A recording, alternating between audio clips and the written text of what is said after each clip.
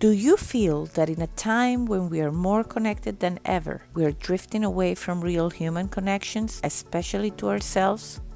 I do. Hi, I'm Leticia Latino, and I want to invite you to join me and my very inspiring guests in exploring ways to reconnect to your essence, to your definite purpose, to what makes you tick.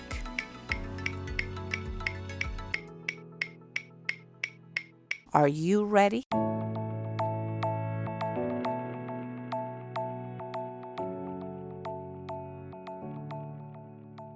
Hello and welcome to a new episode of Back to Basics, Reconnecting to the Essence of You.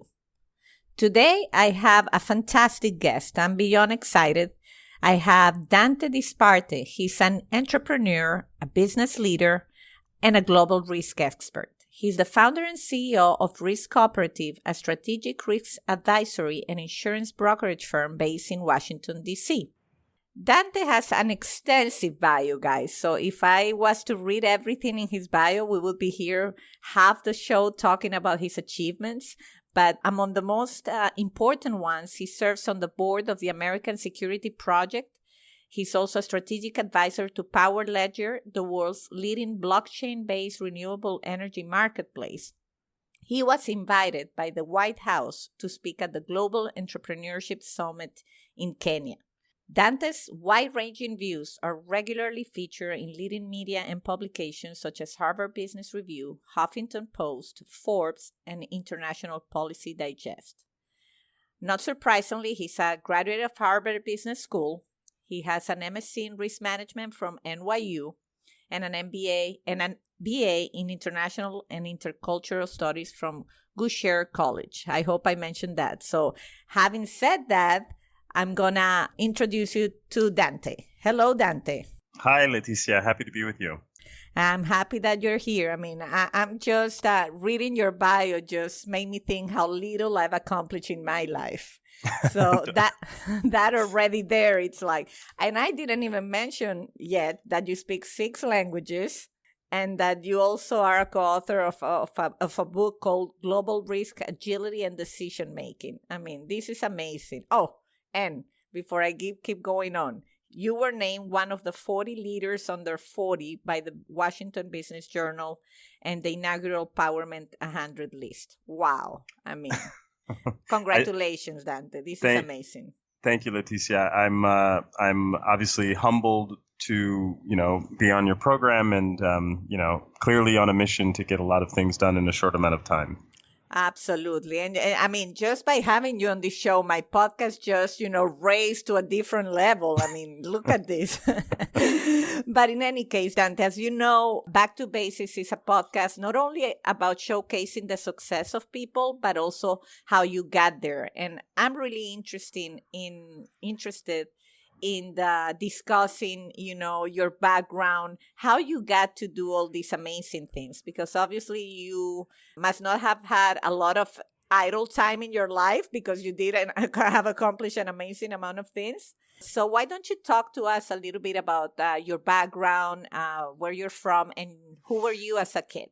Yeah. So, what obviously the bio that you just read betrays is the fact that I grew up in very humble beginnings. I was born and raised in Puerto Rico and grew up, on the margins, if you will, of the economy on the island, which, Puerto Rico comparing to mainland United States, makes Mississippi look rich, I guess would be one way to describe it. So we grew up in very, very modest, a very modest environment financially. And I was the first of my siblings to go through high school or college even. So a lot of the bio that you just read, is a byproduct of a lot of focus and, frankly, a village that helped get me on my way. That makes the whole bio even more amazing to know that from your siblings, you were the one that went through college and not just any college. I mean, you went to Harvard School. So what did you like to do when you were a kid? I mean, obviously you were focused because you wouldn't have achieved what you have achieved so far. And what did you like? What did you enjoy? Yeah, so as a kid, I've always been interested in martial arts. Actually, so I've done martial arts my entire life since a very, very early age, and still till today, it's my zen. moment is the ability to, break free of the chaos and mayhem on the planet and practice martial arts. So, I have a first degree black belts in traditional Taekwondo, Japanese Jiu-Jitsu, and in Kung Fu. Oh, and it's a lot of fun, I suppose, and it's sort of a level of personal risk management, which, as you know, is one of my real interests. Absolutely. Now you don't want anybody messing with you, to top it off. And so that's something that you've taken with since your very young years, and you managed to keep it up as an adult. Yeah, and I think if nothing else, it's what I like most about the martial arts, and many athletic activities have a similar quality, is that, it's about personal discipline and you versus you. There is no other component to it, and no matter how proficient you become, there's always another level of expertise that you can attain if you keep practicing. I like that you versus you quote. A lot of people that play golf, they describe that that's what they feel. It's like you always try to better yourself. So it sounds to me like it's the same with you and the martial arts. Exactly right. Exactly right. Great. So let's go back to Puerto Rico. So you are a young kid and you're doing your martial arts. You're obviously doing well in school because I can guess that one. And then what happened? How did you come to the States? How did the whole Harvard thing happen? Well, listen, I the other I guess thing that would be less than obvious is no, I was not exactly a great student. And certainly not a quantitative student, right? I might have excelled in English and in the sort of softer side of academia, but when it came to quantitative matters, I wasn't very strong at all. And, coming to the U.S. mainland from Puerto Rico, while many may not think of it as a big jump, because obviously Puerto Rico is a U.S. territory, it is culturally and otherwise, it is a big move nonetheless. Yeah. And so I came, to live in the United States when I went to college, actually, and I was terribly prepared for that first winter. Oh my God, I imagine when it came. I imagine. And the one thing I don't want to bypass to this background portion, and it's dear to me because we do share some heritage, and my family is Sicilian, and when we first met, I was shocked when you were speaking to me in perfect Italian, and then turns out that it's your dad that is Sicilian, correct? That's right. Yeah. So I'm some could call me a mutt. Others can say that I'm, a son of the planet with, a Sicilian ancestry on my father's side, and obviously born and raised in Puerto Rico, but of mixed descent. So the future is ours. Well, I've always joked around with you. Anybody that cares to check out the pictures of Dante, he's among the best dressed men I know. So the Italian heritage definitely showcases in your class for sure. So you are in the U.S. Was that like you were saying it was hard in terms of the winter, and was that, were you alone? Did you have family? How did you endure those days studying? Yeah, no, I was alone, and till now, most of my family are in Puerto Rico. And so no, when I came here, one of the interesting aspects of the United States when you arrive from anywhere in the world, frankly, is that, social mobility is possible, but it really is a function of individual effort, right? That there is very little, I think, the society does to put people on a path that they cannot do on their own, right? So I think that piece is very real about the United States. And so arriving with not much to go back to in Puerto Rico, and obviously pursuing a college, courses that I had to pay for myself largely, meant that, there was no failure, right? If you're grabbing onto the bottom rung of that economic ladder, keep climbing and don't let go and see where it takes you. I see. That's, well, he's taking you in very amazing places, I can see. Would you say that you're doing what your passion is, like that you have fallen into the industry you've fallen? Obviously, you're very heavily into risk management, but I'm a witness that you're doing a lot of work to create resiliency and, in more on a community effort rather than individual effort. Would you say that that's something that it's a calling for you? Yeah, that's a great question, Leticia, and it's one of the things I think about a lot. And when I'm mentoring people, I often try to make this message clear, which is that in life you have three things, right? Professionally, you have your work, you have your career, and you have your calling. And I think your calling is what happens at the intersection of your greatest talents or passions and humanity's greatest needs. Mm-hmm. And I feel like I have definitely won the lottery ticket, but it's been a long time in coming to reach my calling, which is I care deeply about risk, readiness, and resilience. And I care deeply about moving these big, complex issues from being abstractions that are too hard for the world to understand and too hard for society and households to respond to becoming very tangible and creating solutions that can help improve resilience against complex risks, climate change, cyber risk, political risk, social risks, and many others.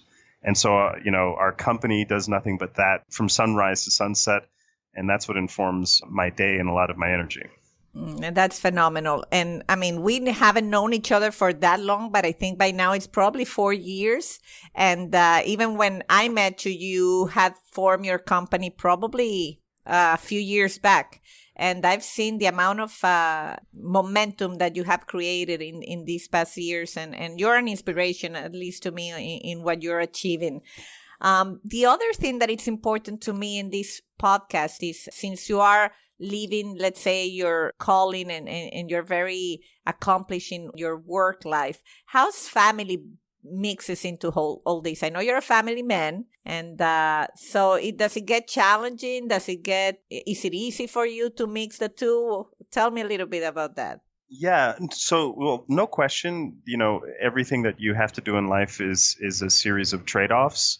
But in my case, I don't sacrifice anything and I don't miss a single milestone at home. And I think that's rare in the sense that I've tried not to make myself a product. And a lot of times entrepreneurs and business people, they think of themselves as indispensable in their business. And, the things that are indispensable are the things you don't get to do twice. And so you don't get to watch a family age twice. You only get to do it once. And so I've tried to remain very, very focused in being present at home. And it's hard to believe given, I think, everything you've outlined. But that's just the way we've run our household since the very beginning. That's admirable. I mean, I always ask, and people that know me and talk to me know that I always ask these questions for the family men and family women, because that's my own challenge. I'm also have my own business, and I'm a mommy, I'm a wife, so I'm always trying to see if someone gives me a secret formula to use. Because I know it's a challenge, but it's good because you see people that make it happen, and that's definitely motivation to get your act together and say, fathers can, definitely I can too. Yeah. And it's, if you prioritize what really matters in life, then you'll always have time for those things. And you can't really repeat time. That's the one thing we don't get enough of or a second shot with. Absolutely. And that's perfect, because it leads me to what I wanted to discuss with you next. And it's an article you published at the beginning of last year that's called "What is Your Default Setting?" And I enjoyed it very, very much, by the way. And in that article, you say something, and I'm going to quote from it. I'm going to read a little piece. It says, "If life is nothing more than the sum of our experiences, and time is at once our most precious and scarcest asset, reevaluating our default setting can profoundly change the way we experience the world and how the world responds to us. Far too many people are hard-coded to no or maybe as their default setting. My default setting is yes." That's what you wrote. Can you talk a little bit? I find this fascinating, and I think it's so true. And I personally benefited a lot from reading this article. So can you talk about default settings and what's your perception of what's going on around us? Because it really goes with what makes you tick, which is the whole subject to my podcast. Yeah. So that's thank you for reminding me of that I wrote that. It's coming back to haunt me now. But Okay. but To me, the default setting question is, when you could say yes to something, say yes. And I think a lot of people, their default setting is no or maybe, in the sense of like, if I say maybe, I have at least a way out and I'm non-committal. So many people don't commit to things. And so maybe and no cut new growth. Whereas yes, if life is a tree, every time you say yes, you create a new branch and a new branch and a new branch, and then the tree continues to grow. I'm a huge believer in serendipity, and serendipity only occurs when you're exposed. When you're in the market, you're in an environment with completely new people and new relationships, then you could build new growth. And you should do it without an expectation of an immediate return. The return from this way of thinking comes over the very, very, very long term. But net, it will make you, I think, a better person. There's so many more ways you can give back. And there's a lot you could take from it. I see. Well, Serendipity is one of my favorite movies, and I'm a firm believer too. So not surprisingly, you're on this podcast. I invite people that I know at some point we've had that connection of, the greater good or the bigger plan, and that we try to put it forward, and whatever comes our way, we try to work with that. So Dante, do you have a bucket list? For a while I was keeping a very, very strict sort of series of equivalents to a bucket list. So, targets for New Year's resolutions and things like that. And what I found, like I'm sure most people find, is that you achieve maybe 20, 30% of what you had set as a target. So over the last couple of years, I've actually said, I'm not going to do anything. I'm not going to put anything on the list. I'm just going to continue pressing forward.